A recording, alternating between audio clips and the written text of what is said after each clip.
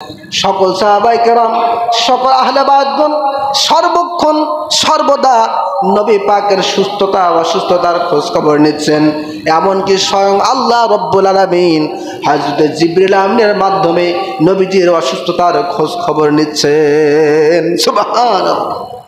হযরত জিবরাইল আলাইহিস সালাম আল্লাহর হাবিবের কাছে আসলেন, এসে বললেন, আতাহু জিবরাইল ফাকালা ইয়া মুহাম্মদ ইন্নাল্লাহ আরসালানি ইলাইকা তাকরিমান লাকা ওয়া তাশরিফান লাকা খাসাতান লাকা। বলেন না সুবহানাল্লাহ।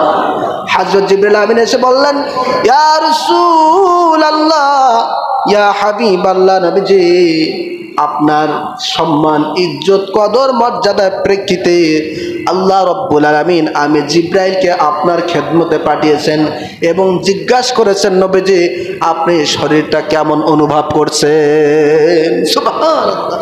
আপনার শরীর কেমন, আপনি আপনার শরীরটা কেমন অনুভব করতেছেন, কেমন লাগতেছে, এ ব্যাপারে আল্লাহ পাক আমি জিবরাইলের মাধ্যমে জিজ্ঞাসা করেছেন। তবে নবীজি আপনার শরীর কেমন সেটা আপনি নবীর চেয়েও আল্লাহ পাক আরো বেশি ভালো জানেন। সুবহানাল্লাহ। কি ঠিক কিনা বলেন? আমার শরীর কেমন এটা আমার চেয়ে আমাদের রব আল্লাহ তাআলা তিনি ভালো জানেন কি জানেন না? অবশ্যই জানেন। হযরত জিবরাইল আমিন বলছেন, ইয়া রাসূলুল্লাহ, ইয়া হাবিবাল্লাহ, আল্লাহ পাক আপনার সুস্থতা অসুস্থতার সংবাদ নিতে আমি জিবরাইলকে পাঠিয়েছে, এটা ঠিক। তবে নবীজি আপনার চেয়েও কিন্তু আপনার শরীর কেমন এটা আল্লাহ পাক বেশি ভালো জানেন। সুবহানাল্লাহ। তারপরেও জিজ্ঞাসা করেছেন, কারণ কি? কারণ হচ্ছে আপনার শরীরটা কেমন, আপনি ইন্তেকালের পূর্ব মুহূর্ত সময়ে কেমন নিজেকে অনুভব করছেন এটা উম্মতদেরকে জানানোর দরকার। সুবহানাল্লাহ। হযরত রাসূল কারীম সাল্লাল্লাহু আলাইহি সাল্লাম বলেন, ক্বালা আজিদুনি ইয়া জিবরাইল মাগমুমা ওয়া আজিদুনি ইয়া জিবরাইল। রে জিবরাইল শোনো, আমি নিজেকে অত্যন্ত ভারাক্রান্ত মনে করছি, আমি নিজেকে সমস্ত অধিক অস্থিরতার মধ্যে অনুভব করতেছি, শরীরটা একটু খারাপ মনে হচ্ছে। সুবহানাল্লাহ। বলছেন জিবরাইল, আল্লাহ পাক যেহেতু জানতে চেয়েছেন তো শোনো, আমি আমার শরীরের মধ্যে অস্থিরতা অনুভব করছি, শরীরের মধ্যে স্থির আমি অনুভব করতে পারছি না, শরীরটা অসুস্থ বোধ হচ্ছে। বলেন সুবহানাল্লাহ। হযরত জিবরাইল আমিন প্রথম দিন চলে গেলেন, দ্বিতীয় দিন আসলেন, এসে একই প্রশ্ন করলেন, বললেন, ইয়া রাসূলুল্লাহ, ইয়া হাবিবাল্লাহ, আপনি কেমন আছেন সেটা আল্লাহ পাক জানতে চেয়েছেন। নবীজি প্রথম দিনের মতো উত্তর দিয়ে দিলেন। হযরত জিবরাইল আমিন চলে গেলেন, আবার তৃতীয় দিন আসলেন, এসে বললেন, ইয়া রাসূলুল্লাহ, ইয়া হাবিবাল্লাহ, আপনার শরীরটা কেমন আছে আল্লাহ পাক জানতে চেয়েছেন। আল্লাহর হাবিব আবার প্রথম দিনের মতোই তৃতীয় দিনও একই জবাব দিয়ে দিলেন। সুবহানাল্লাহ। পরপর তিনবার খোঁজ নিলেন। কয়বার? তৃতীয় দিনের মাথায় হযরত জিবরাইল আমিন বললেন, ইয়া রাসূলুল্লাহ, ইয়া হাবিবাল্লাহ, নবীজি আজকে আমি একা আসি নাই, বরং আমার সাথে এমন একজন ফেরেশতা এসেছে যেই ফেরেশতার নাম হচ্ছে হযরত ইসমাঈল। সুবহানাল্লাহ।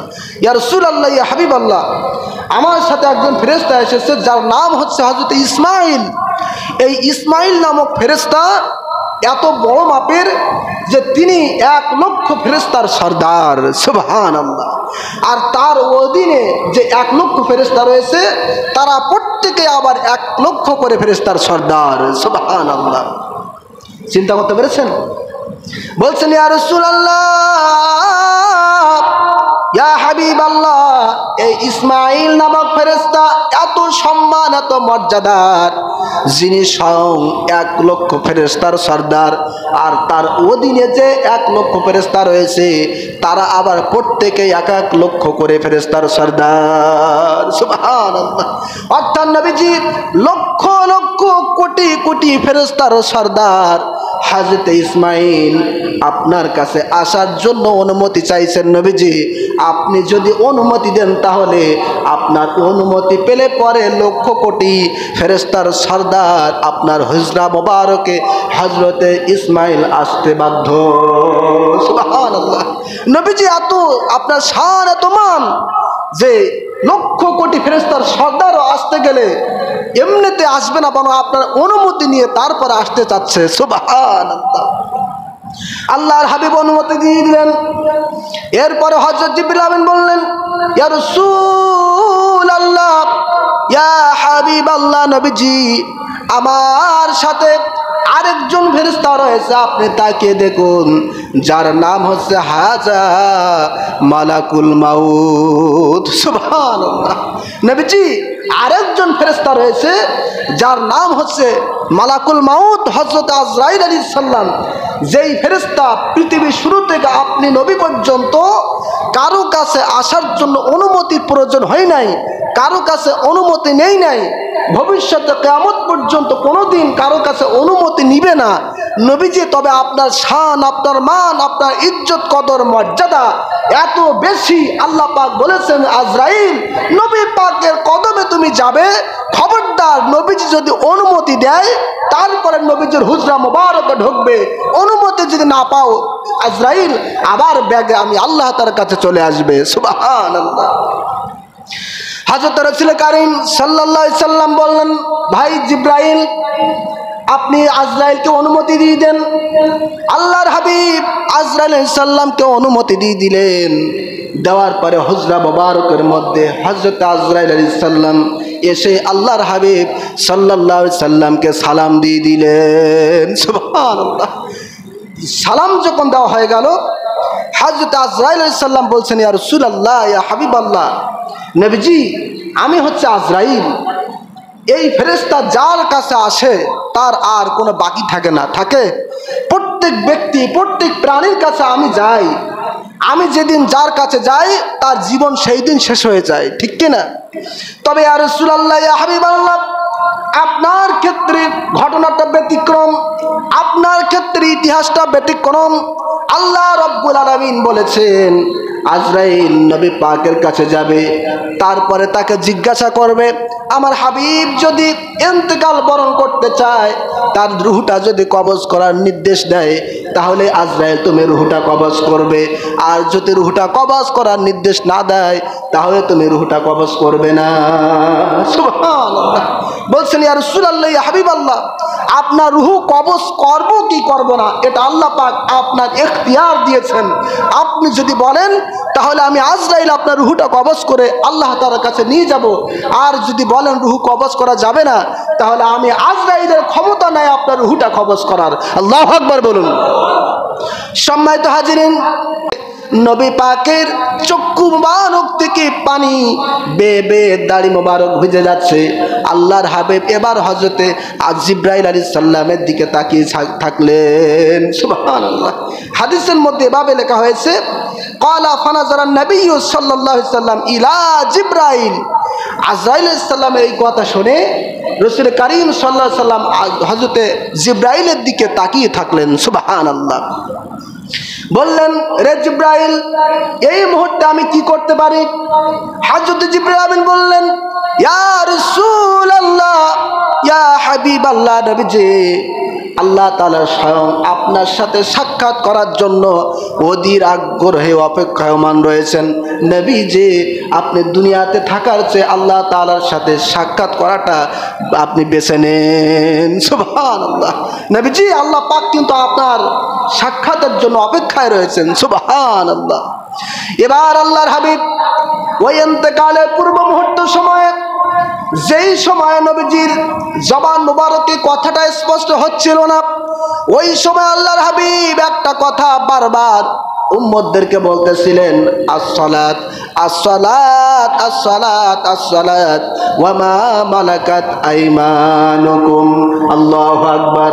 আল্লাহর হাবিব সাল্লাল্লাহু আলাইহি সাল্লাম ইন্তেকালের পূর্ব মুহূর্ত সময়ে তার নিজের সন্তান মা ফাতেমাকে ডাক দেন নাই, তার স্ত্রীদেরকে ডাক দেন নাই, কারো কথা বলেন নাই। তিনি বলেছেন, আসসালাত আসসালাত, আমার উম্মতেরা নামাজ নামাজ নামাজ, এবং তোমাদের অধীনস্থ দাস দাসীদের প্রতি খেয়াল রাখবে। সুবহানাল্লাহ। রাসূলুল্লাহ প্রিয় সাহাবী হযরত আনাস রাদিয়াল্লাহু তাআলা আনহু তিনি বলেন, আল্লাহর হাবিবের ইন্তেকালের পূর্ববর্তী সময়, যেই সময় নবীজির কথাটা স্পষ্ট হচ্ছিল না, ওই ওই সময় নবীজি এই দুইটা কথা বারবার বলেছেন, আমার উম্মতেরা নামাজ নামাজ নামাজ কায়েম করবে, নামাজ আদায় করবে, আর তোমাদের অধীনস্থ দাসীদের প্রতি খেয়াল রাখবে। সুবহানাল্লাহ। সুতরাং নবীজির ইন্তেকালের পূর্ব মুহূর্তের সময় ওসিয়াত হচ্ছে নামাজ। সেই নামাজ আমরা আদায় করতে চাই কি চাই না? জোরে বলেন, চাই কি চাই না? আমাদের অধীনস্থ যারা কাজ করে, কর্মচারী, দাস দাসী, তাদের প্রতি নবীজি সৎ ব্যবহার করতে বলেছেন, ঠিক কিনা বলুন? আল্লাহর হাবিব বললেন, জিব্রাইল, আজরাইল আলাইহিস সালাম তো আমার জানটা কবজ করে নিয়ে যাবে, আমি দুনিয়া থেকে চলে যাব, কিন্তু আমার উম্মতের উপায় কি হবে? আল্লাহু আকবার বলুন। বললেন, আজরাইল, আমি আমার উম্মতের রক্ষণাবেক্ষণাকারী ছিলাম, সুতরাং আমার ইন্তেকালের পরে আমার উম্মতের রক্ষণাবেক্ষণাকারী কে হবে? সুবহানাল্লাহ। সঙ্গে সঙ্গে আল্লাহ রাব্বুল আলামিন ওহী নাজিল করে বলে দিলেন, জিব্রাইল, নবীজিকে বলে দাও, আপনার উম্মতের জন্য কষ্ট করা লাগবে না, চিন্তা করা লাগবে না। কিয়ামত যেদিন কায়েম হয়ে যাবে, ওই কিয়ামতের ময়দানে সর্বপ্রথম আপনি নবীজি রওজা মুবারক থেকে উঠবেন, এবং কিয়ামতের ময়দানে, হাসরের ময়দানে আমি আল্লাহ পাক আপনাকে শাফাতের সুযোগ করে দিব, হুকুম দিয়ে দিব। ওই শাফাত পাওয়ার পরে আপনি আপনার উম্মতদেরকে চিনে চিনে বাছাই করে করে জান্নাতের দরজায় পৌঁছে দিবেন। সুবহানাল্লাহ। আপনার উম্মতের জন্য কোনো চিন্তা করা প্রয়োজন নয়। জিব্রাইল, তুমি নবীকে বলে দাও, আমার নবীর উম্মতের মর্যাদা এত বেশি আমি আল্লাহ পাক বাড়িয়েছি, কিয়ামতের ময়দানে, হাসরের ময়দানে নবী মুহাম্মদ রাসূলুল্লাহ সাল্লাল্লাহু আলাইহি সাল্লামের উম্মতগণ বেহেশতে যাওয়ার আগ পর্যন্ত অন্য অন্য কোন নবীর উম্মতেরাও তারাও বেহেশতে যেতে পারবে না। সুবহানাল্লাহ। উম্মতে মুহাম্মাদির জানো কত দাম, আখির নবীর উম্মত আমরা সবচেয়ে ভাগ্যবান, ঠিক কি না? উম্মতে মুহাম্মাদির জানো কত দাম, আখির নবীর উম্মত আমরা সবচেয়ে ভাগ্যবান। আর কত শান, কত মান, কত ইজ্জত, সবার আগে জান্নাতে যাইবে এই নবীর উম্মত, ঠিক না?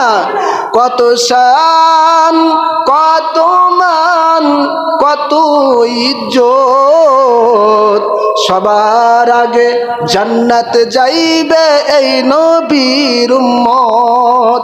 দিদার যদি একবার পাইতাম ও দয়াময়, এ জীবনে সবচেয়ে বেশি খুশি হইতাম, ঠিক কিনা বলুন?